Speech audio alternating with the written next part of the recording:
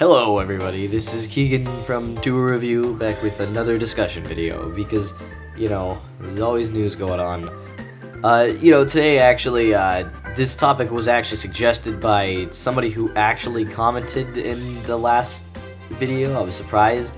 I don't usually get that many comments, so, that was pleasant. He wanted me to talk about, certain things in specific, which I will get to later once, I lead up to it, but basically, there were things in the comments that he wanted me to discuss. And first is, I didn't go too in-depth with the whole Smash Brothers thing, and somebody in the comments pointed out that there was a possibility that could have been ice climbers that we were getting in Super Smash Brothers. I cannot actually find where he found this source. In fact, I found several fake screenshots before, but, I'm not going to discuss, that it could be the leak, but I just want to discuss the possibility. The Ice Climbers are kind of in an interesting position where I'm not sure they could do it on both the Wii U and 3DS versions, mostly because I think, a while ago, Sakurai even said that he had the Ice Climbers running in the Wii U version, but just couldn't get them to work in the 3DS version, the lack of processing power and all. And so, what kind of is interesting is, if they were to somehow put them in the game, I don't know how that would work. I guess they could make it purchasable on just the Wii U, but then, 3DS owners might get a little irritated that we have exclusive, character DLC.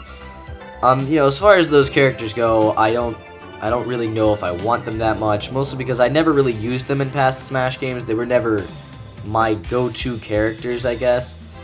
As far as other characters he listed, in specific, at least, he listed Wolf, which I don't think is impossible. I mean, Wolf is literally one of the most requested, and he was in Brawl, so, wouldn't be very hard to work him into Smash 4. And I wouldn't mind seeing him back either. And he brought up an interesting point, that there are actually 3 character slots left in the data. I've known about this for a while, but I just kind of was wondering how many they could use. Yes, it is possible that we could have another massive character update with 3 different characters just like in June. I'm not getting my hopes up, but, if it happens, there are a lot of possibilities.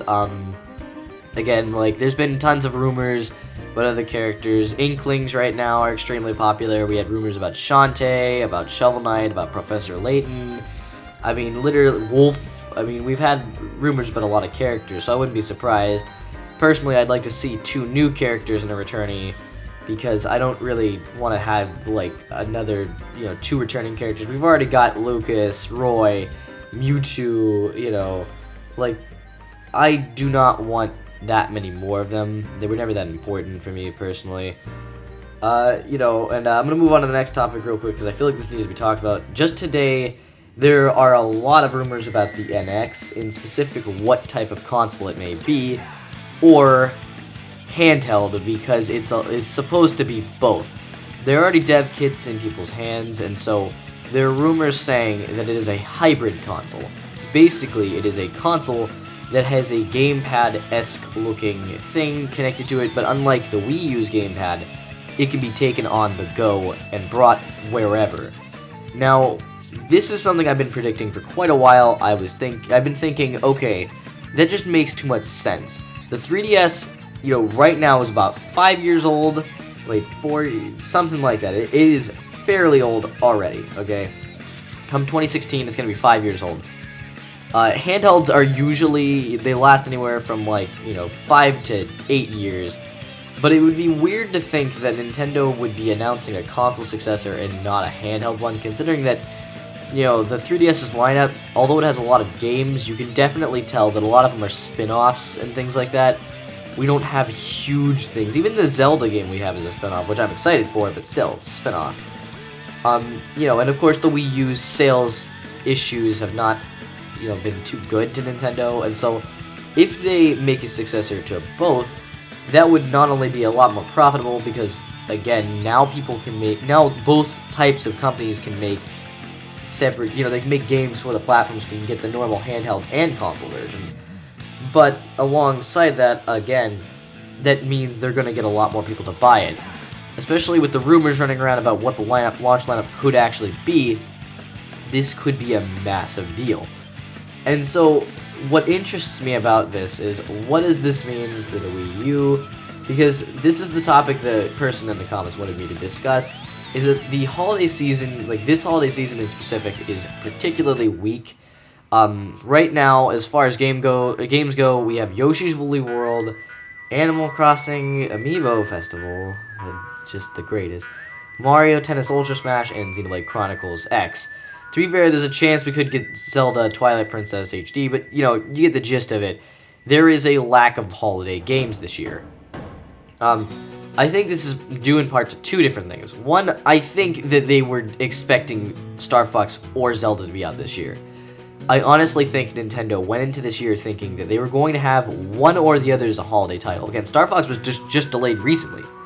So it was obvious that they wanted it to be a holiday title. They said they could have launched it in the holiday, but I'm guessing that they wanted to work on it more. So I don't think it was just that Nintendo is trying to forget the Wii U. I think that they made some mistakes and are now, you know, just kind of have to deal with it. You know, because again, next year we do have a lot of games, okay? We have, you know, Star Fox, Zelda, Fire Emblem Crush, Shin Megami Tensei, Pokken Tournament, the large possibility of The Legend of Zelda Twilight Princess HD, and the large possibility of Pikmin 4. You know, and plus, that doesn't even count unannounced games. You know, I do think, though, the second part of it, I think that it is, in part, due to Nintendo kind of going, okay, we have a new system launching, we can't pile all the games on the Wii U. Now, to be fair, just with that lineup I just listed, that is a pretty freaking great last year to go out on. Like, literally, not many Nintendo consoles can claim something like that. Most of them went out on, like, a Mario sports game and a Kirby game.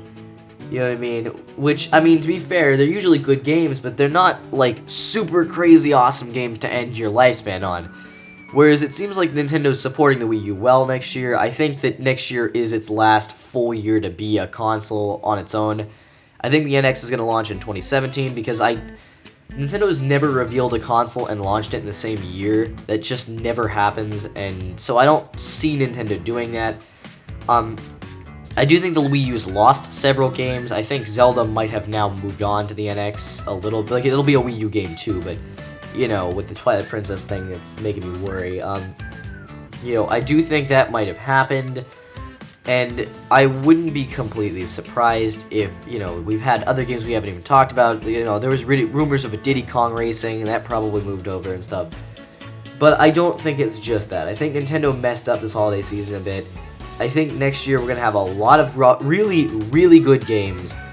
I think... Oh, by the way, if I forgot to mention Xenoblade Chronicles X, I'm sorry. Like, you know, for the holiday game, sorry. But, yes, Nintendo has a lot of games coming next year. It wouldn't make any sense if they were just like, okay, we're doing NX next year too. You know, I think it's a little bit of both, but I do think Nintendo's going to stick it out with the Wii U just a little bit longer. You know, and again, I'm glad, because I actually like the Wii U quite a bit. It's been one of my favorite home consoles from them recently, ironically enough.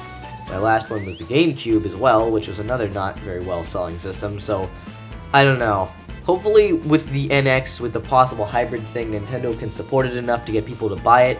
We don't need any 3DS Pilot Wings launches or even Wii U ones with just a new Super Mario Bros. Game. I want to see some stronger or some stronger starting titles for this system.